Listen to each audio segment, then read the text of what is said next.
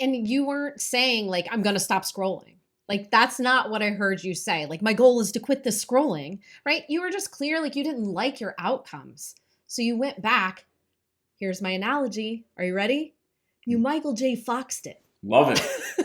You Michael J. Foxed it. Back to the future? Nope. Back to the past. Because like you were talking about, right? Like patterns, vicious cycles. It's just reliving history. I mean, listen, we all do it, but what a waste. What a waste, right? Let's change things up. Let's travel to the past and interrupt that timeline, right? Because you know what happens if you show up in the past. The future is going to look different. You might get back to the future and realize like something has changed. And that's all it is, right? So let's make being Michael J. Fox our goal.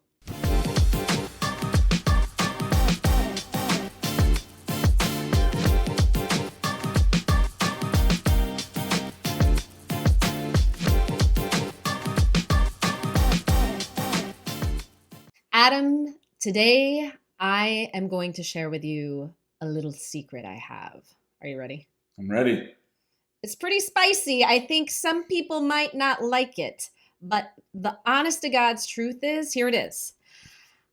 I don't really worry about my clients' results. I know, listen, it's kind of a taboo thing to say as a health coach, a weight loss coach, right? Because how many times do we get clients in going, oh, I'm results driven? I'm not at all. Well, you're definitely results driven. You just realized there was a much better way to get those results. Okay. Yes, I am results driven. And because I am, here's what I focus on. I focus on the process, right? What did you teach me? You, my guru, you taught me if you want to feel frustrated, focus on the results. If you want results, focus on the process, right? And it's really what I do. It's really what I try to do. I try to help my clients focus on the behaviors and developing, the skills, the patterns that will ultimately lead to the results that they seek. Because truth is, we can't control our body, right? We can't control what our body decides to do. The only thing we can control is the input or what we do with our body, right? Do you agree with that? I do, wholeheartedly. But I know people are probably like, yeah, but what does that actually mean? Like, focus on the process, not the outcome. I just want the outcome. I just want the pot of gold. I don't want to focus on walking to the pot of gold. Yeah, I know. Most people don't. That's a long journey. Sometimes it's arduous and frustrating, but I think you bring up a good point, and that's really what we're here to talk about today is that micro level of what does it mean to focus on the process or the practice and not the outcomes. So I think the best example of this is that idea that we work with a lot of our clients on, and we try to equip them to learn the skill of interruption, right? Interrupting a current pattern, a current set of behaviors that are leading to outcomes that they don't like, all right? So I'm going to give you an example. I have a client who every morning or most mornings finds herself like eating some of her kids' breakfast treats, right? Some mornings it's pancakes, some mornings it's those amazing delicious. I used to lose myself in bags of them powdered donuts. Ah, yes. Please tell me you've had that experience. I love powdered donuts. I actually call them fleet nuts, just because it's just a reminder that the food is very fleeting, but it's so good. But I always call donuts fleet nuts because it's like, they're very fleeting. But yes, they are very pleasurable when you're eating them. There's no doubt. The little powdered ones with the white. Oh, yes. Okay. I'm going to move on. Just want you to know we're real. We get it.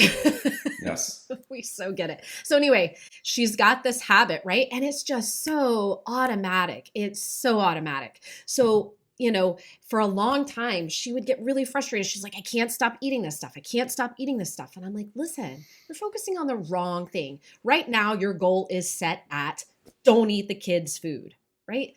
Let's take that off the table. All right. That's not even the goal, and actually permission granted to eat the kids' food, right? Let's alleviate that pressure. And instead, let's set the goal to interrupt the steps that lead up to eating the kids' food. So we talked through a couple of interrupters She loves tea. So having tea, if she wanted a little something sweet, put a little honey in there, right? Or a slice of toast with, an almond butter and drizzle of honey and some cinnamon. Or like her kids are still little, so they love dance parties. So we talked about implementing like a 5-minute dance party while she's getting everything set on the table. But we're just really looking at like she is on the hamster wheel of motherhood. So we had to throw something in there to interrupt that pattern. And I said, your goal is just to interrupt the pattern. I don't really care what happens afterward. We're just not even going to worry about that. We're really going to focus on the process, the practice of interrupting this current pattern. And she got less frustrated and she felt more successful for it because she was able to do that. Fantastic. Yeah. Yeah. So, I mean, what about you? I think you've mentioned sometimes in the past, talking about interrupting patterns. Yeah. I mean, just to kind of, what you're saying is you have to do something different to interrupt the pattern, of course. And I find that, a pattern is, this cycles that we are on, these vicious cycles, it's a series of behaviors that are kind of automatic. And one of the best ways to kind of change that is with changing that first behavior. Right. So for me, for a while, like I was in this pattern of, we'd put the kids to bed, we'd be exhausted, it was a long day, and then we'd plop on the couch and just like scroll, right? And just scroll. And like that was, I didn't like it because it would like lead to just like scrolling for a while. And like before you know it, it was like, 8:30, 9 o'clock. And it's like, it just wasn't great. It wasn't energizing. It wasn't invigorating. It wasn't rejuvenating. None of that. Right. And I found that the best way to change that pattern was to do something differently right after I put the kids to bed, right? So that first action of doing something differently, right? So I put my phone down and, I would read a book or I would go for a walk or I would do something. And that first like action changed the whole course of the night. So that's, that to me is that, an example of how I've used, a pattern interrupt to kind of change that cycle. Yeah. And you weren't saying like, I'm going to stop scrolling.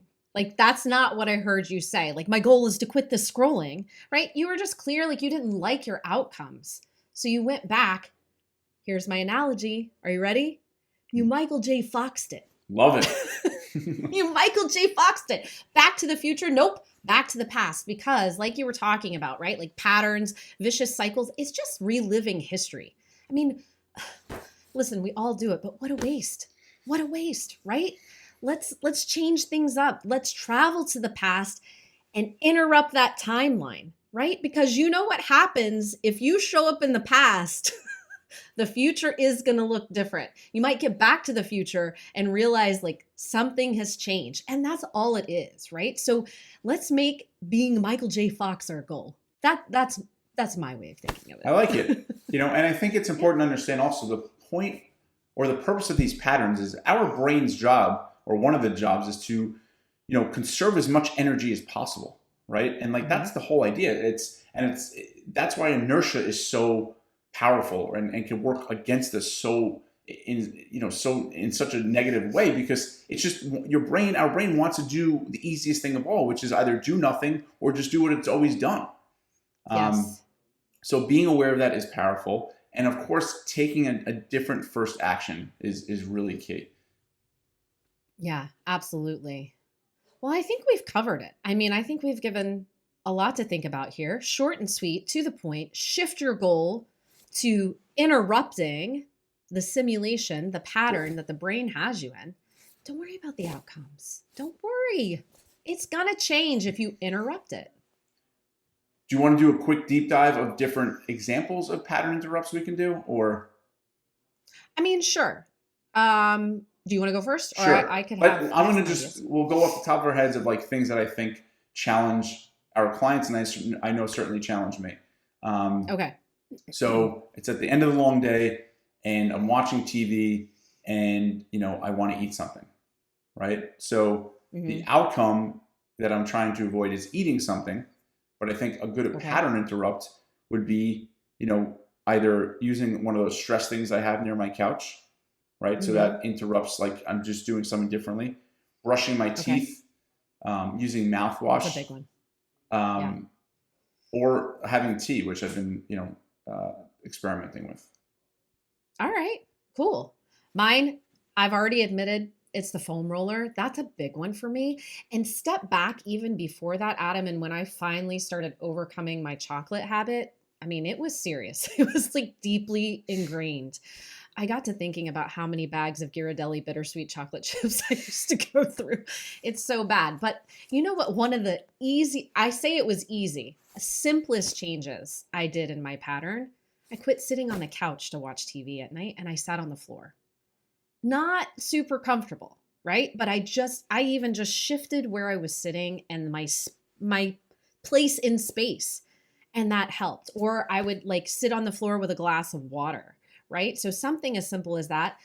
I'm now graduating to showers and teeth brushing as soon as I'm done with dinner, which that some nights feels like a Herculean effort. It really does. But it takes care of business. Yeah. It takes care of business. Yeah. But yeah, even like, for clients, I had a client who, her hardest time was in the afternoon. She'd come home from work, right? And fall into a snacking pattern in the afternoon. So I talked with her through the steps she would take getting out of the car, going into the house that led right up to the snacking.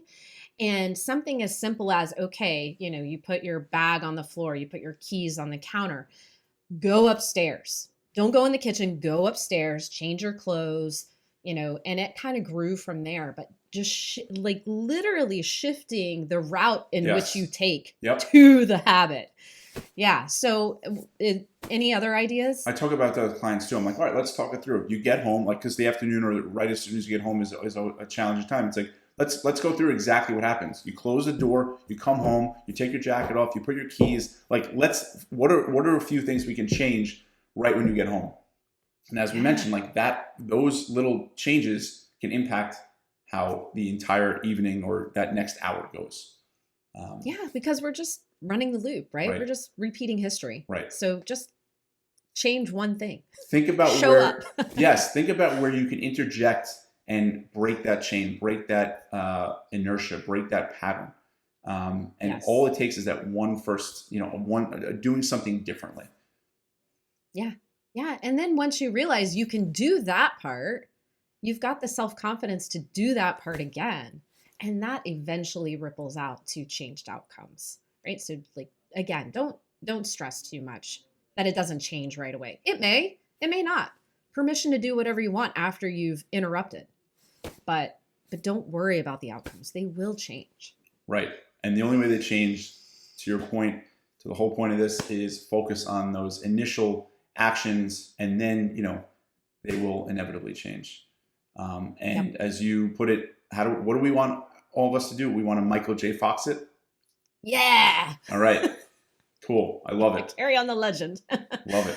All right, guys. Well, thanks so much for tuning in, and feel free to leave us comments down below or email Adam. As always, we're happy to hear from you, and we will see you again soon. Take good care.